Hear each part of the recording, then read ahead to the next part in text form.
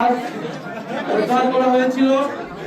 আমরা তার পরিবারের সাথে, সেই শিশু কন্যার মায়ের সাথে, তার পরিবারের সাথে আমরা সাক্ষাৎ করেছি আমি, এবং পুরো ঘটনা বিস্তারিত শুনেছি।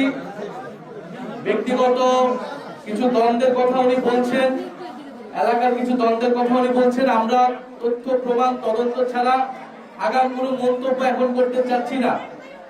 আমরা এখানে এটাই বলতে এসেছি যে এই পরিবারের সাথে আমরা আছি সর্বাত্মকভাবে, এবং এই যে কন্যা শিশু হত্যা হয়েছে এই হত্যার বিচার আমরা নিশ্চিত করব যে কোনো মূল্যে। ইনশাআল্লাহ আমরা এর বিচার নিশ্চিত করব। এই অভয় এবং এই আস্থা আমরা ওনার মাকে দিয়েছি, কারণ আমরা মনে করি উনি আমাদের এই বোন, উনি আমাদের সাথেই ছিলেন।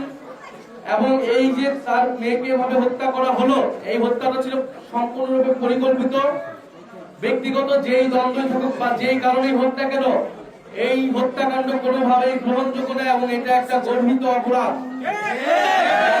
যারা এটার সাথে জড়িত ছিল প্রত্যক্ষ এবং পরোক্ষভাবে, তাদের কঠোর থেকে কঠোর শাস্তির আওতায় আনা হবে।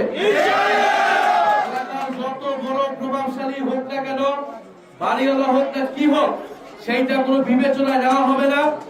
পুলিশ প্রশাসন নিরপেক্ষভাবে কাজ করবে এবং এই হত্যাকাণ্ডের বিচার আমরা দ্রুত সময়ের মধ্যে নিশ্চিত করব। আমরা থানার ওসির সাথে যেই দিন ঘটনাটি ঘটেছে 24 ফেব্রুয়ারি, সেদিনই আমরা ওনার সাথে আমি ফোনে কথা বলেছি, থানার ওসির সাথে কথা বলেছি। মামলা নেওয়া হয়েছে। পোস্টমর্টেম রিপোর্ট আসলে আপনাদের পুরো ঘটনাটা বোঝা যাবে কিভাবে হত্যাকাণ্ড হয়েছে, কিভাবে মারা গিয়েছে মেয়েটি। এবং ওনারা যাদেরকে সন্দেহ করছেন, সেই সন্দেহভাজন তাদেরকেও প্রশাসন, আইন শৃঙ্খলা বাহিনী তারা খতিয়ে দেখছে। আমরা আশা করি দ্রুত সময়ে, অলরেডি একজন আসামি গ্রেফতার হয়েছে, সন্দেহভাজন একজন। আমরা আশা করব দ্রুত সময়ের মধ্যেই গ্রেফতার হবে এবং এটা ন্যায় বিচার আমরা এই বোনকে সবাই মিলে নিশ্চিত করব। এটা আমাদের ওয়াদা আজকে ওনার কাছে এবং এলাকাবাসীর কাছে।